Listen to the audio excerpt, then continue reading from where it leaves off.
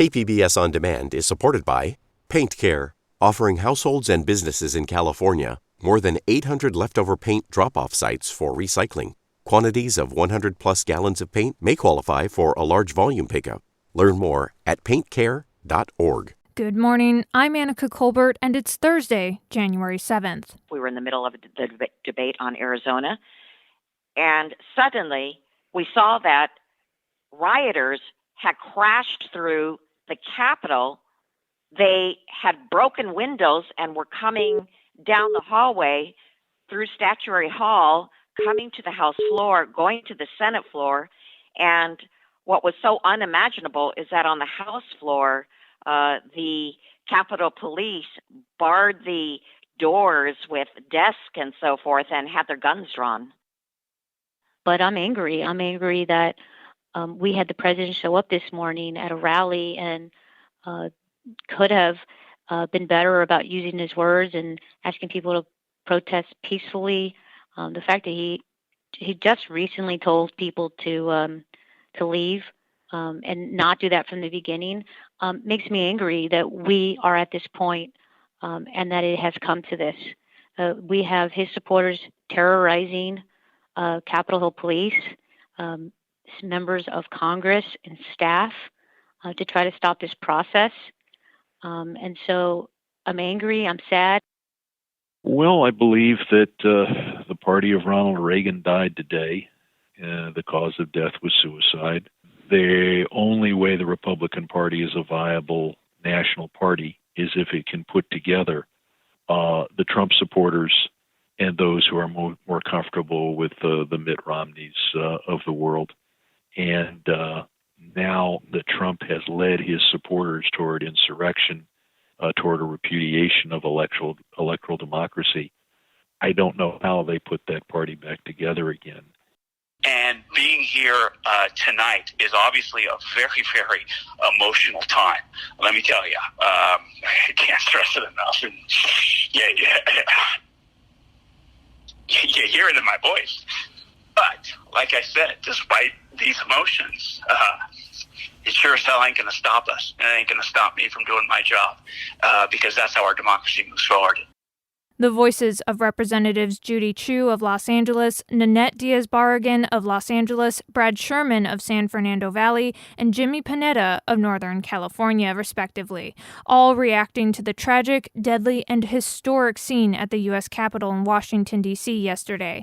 Pro-Trump extremists stormed the Capitol building while Congress was proceeding with certifying the November 2020 electoral votes. KPBS reporter Matt Hoffman spoke with Representative Scott Peters of San Diego, who described what happened from inside the building. At one point, Speaker Pelosi was removed from her post, and then we saw a couple of our senior leadership ushered away really kind of forcefully. And we saw the doors get closed, and they were told us that we were locked down because the Capitol had been breached. Later on, they were able to clear the people off the floor, the House floor, but the people in the gallery were kind of still waiting up there. They said there might be tear gas, so they asked us to get out our masks from underneath. Everyone had their mask at the ready. But we were sitting in our chairs, and then a little bit later on, they tried to evacuate us. I was on what's sort of the Democratic side, and they were trying to get us around to the Republican side. So we had to snake around the gallery all the way around. And at the time we got to the very end, they said, get down on the ground because it looked like they were trying to get into the House floor right then. They barricaded that door for the entrance to the House floor with a piece of furniture. It had guns pointed out at it, away from it. So a lot of us were just lying close to the ground anyway to figure out what's going on. And a lot of people were kind of emotional. Some folks were older, having a little trouble getting around. And then sometime later, they said to exit the side door, and we were able to get out into the tunnel and away. So, it was fairly harrowing a few minutes, and I'm glad we're all safe. Peter's story is similar to that of several other congressmen and women on Capitol Hill yesterday. Representative Scott Peters offered this reflection. And these people who say that we should reject these state certification, it's very anti-democratic in really the worst possible way. And what's also happened is it's given license to these people to bring violence on the government. And what a shame for America. What a sad day for America. One person was shot and killed during the riot. Her name was Ashley Babbitt. She was a 14-year Air Force veteran from San Diego. 3 other people died of medical emergencies on or around the Capitol grounds, according to D.C. police. San Diego Congressman Juan Vargas was in his office in D.C. at the time. He described the situation as anarchy. He told his staff earlier in the day to prepare for the worst as they sheltered in place, not sure of what could be coming. It's unfortunate, but this is what it's come to. So we, in fact, took everything that we could off the walls that we could defend ourselves with, and we're ready to do that in case we have to. Vargas says he won't be intimidated, and he says San Diegans will have their voices heard in D.C. Representative Mike Levin of San Diego was also there at Capitol Hill in his office and had this to say. Can affiliate with a different party, whatever it is, we don't resort to violence. And that's what we saw today is domestic terrorism. The people that did this need to be held accountable. They need to answer for this.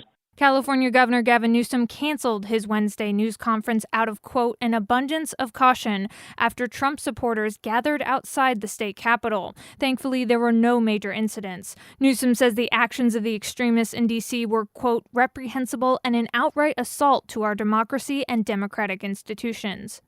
In San Diego, about 200 Trump supporters gathered outside the county administration building downtown on Wednesday. They echoed unfounded claims of a rigged election. KPBS reporter Jacob Ayer has more. By the mid-afternoon, the pro-Trump group from San Diego had dispersed and later reconvened in Santee in the late afternoon. The group was smaller with roughly 100 individuals, but the protesters became verbally aggressive.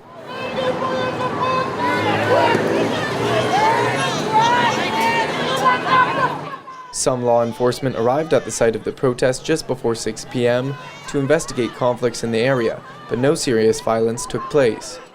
And speaking of law enforcement, the events in Washington yesterday exposed yet another contrast in police response between the Black Lives Matter movement protests and Trump supporters. Assemblywoman Lorena Gonzalez of San Diego tweeted, quote, what if the protesters charging the Capitol armed were mainly black and brown men? What do you think would happen then?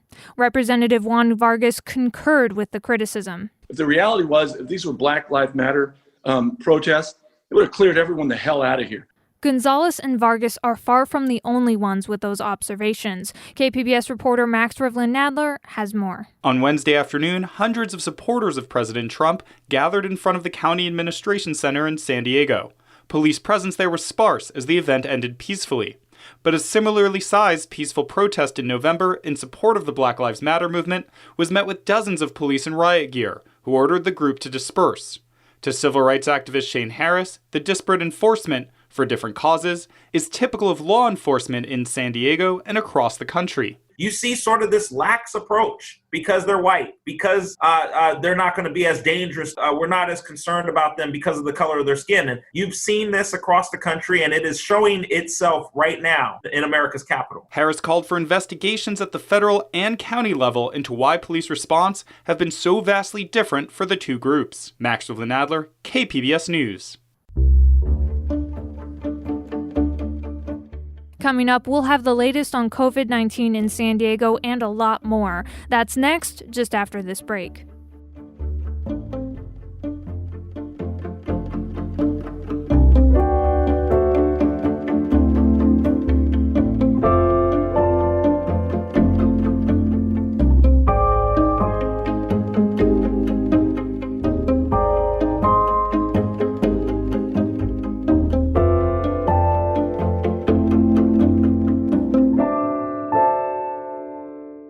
KPBS On Demand is supported by Splatero, helping homeowners pay off debt by offering streamlined access to your home's equity with no additional monthly payments or new debt. Splatero provides a lump sum of payment in exchange for a share of your home's future value. Pre-qualification is available at splatero.com.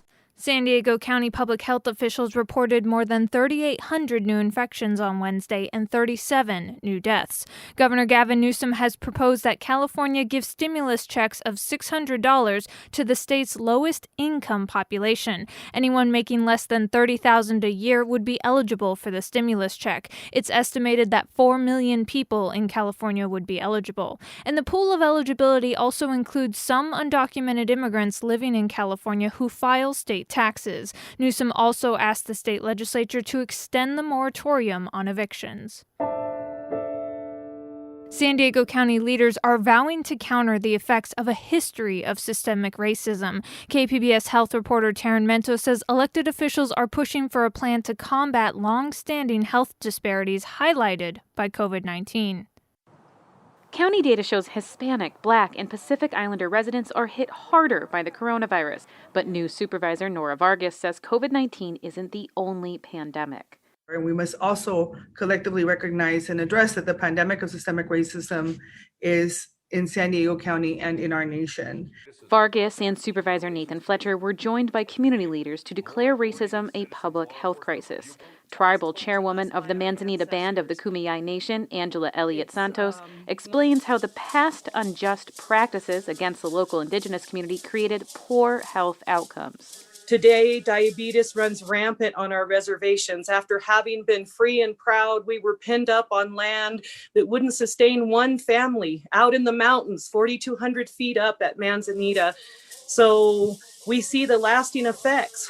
Vargas says a measure will go before the Board of Supervisors next Tuesday to help address past discriminatory policies. It directs staff to collect community input on existing county policies, better use data to identify gaps in programming, and incorporate an equity impact statement for any future recommendations before the board. We're establishing a commitment to disrupt and dismantle oppressive systems, and we take the necessary steps to make sure that we remove barriers that prevent diversity and equity and inclusion. If approved, staff would return in 90 days with a framework to move forward. That story from KPBS health reporter Taryn Mento. California hospitals in regions with strained ICU capacities will have to delay some non-essential surgeries under a state order issued on Tuesday. Cap Radio's healthcare reporter Sammy Kayola has more. Under the new rule, medical services such as non-urgent spinal surgeries or carpal tunnel release procedures will be temporarily delayed, but only people who live in certain parts of the state are affected. The rule applies to regions where the aggregate ICU capacity is 0 at local hospitals, and only in counties within those regions where ICU capacity is at less than 10%. Currently, the San Joaquin Valley and Southern California regions are the only two where this rule would apply. The idea is by delaying these surgeries, more resources will be available to sick COVID patients. According to the new rule, cancer procedures, heart surgeries, and other operations for life-threatening conditions should continue. In Sacramento, I'm Sammy Kayola.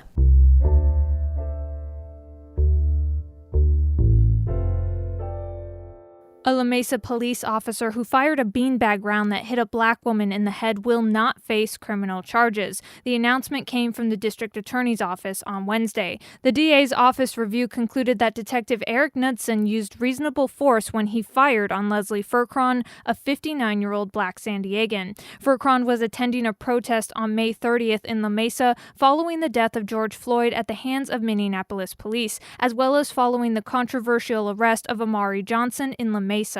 According to the DA's finding, Knudsen believed Furcron had thrown a rock, though the object later was revealed to be an aluminum can. Video footage showed the can landed about a third of the way between Furcron and a group of San Diego County Sheriff's deputies.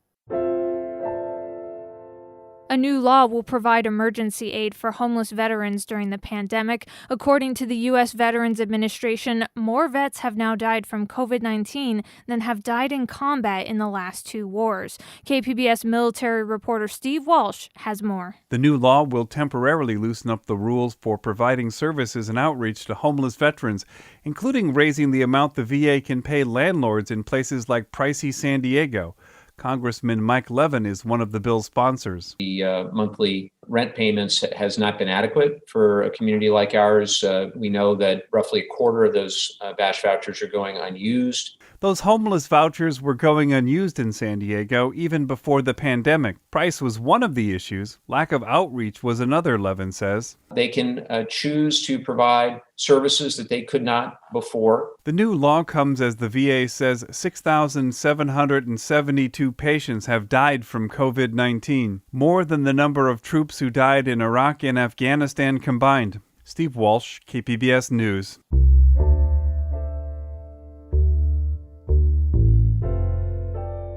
A Superior Court judge ruled that Proposition B, the 2012 pension reform bill, is invalid. KPBS Metro reporter Andrew Bowen says thousands of city workers will soon be entitled to stronger retirement benefits. Prop B eliminated pensions for all new city employees except police officers. In 2018, the state Supreme Court ruled the city violated state labor laws when it placed the measure on the ballot. But it stopped short of invalidating the measure. A Superior Court judge on Tuesday did just that. Mayor Todd Gloria says the ruling is a vindication for him and others who opposed Prop B from the beginning. And I look forward to the opportunity of working with city leaders as well as our employees to figure out a path forward that will put this issue to rest and allow us to focus on the many other issues that demand attention here at City Hall. Prop B supporters, including the Lincoln Club and City Councilman Chris Cate, denounced Tuesday's ruling, but none has yet said whether they plan to appeal. And that was KPBS Metro reporter Andrew Bowen. And that's it for the podcast today. For the latest news, you can tune in to KPBS Radio at 89.5 FM for any breaking coverage. And as always, you can find all of the live streams and the latest news at kpbs.org. I'm Annika Colbert. Thanks for listening and have a great day.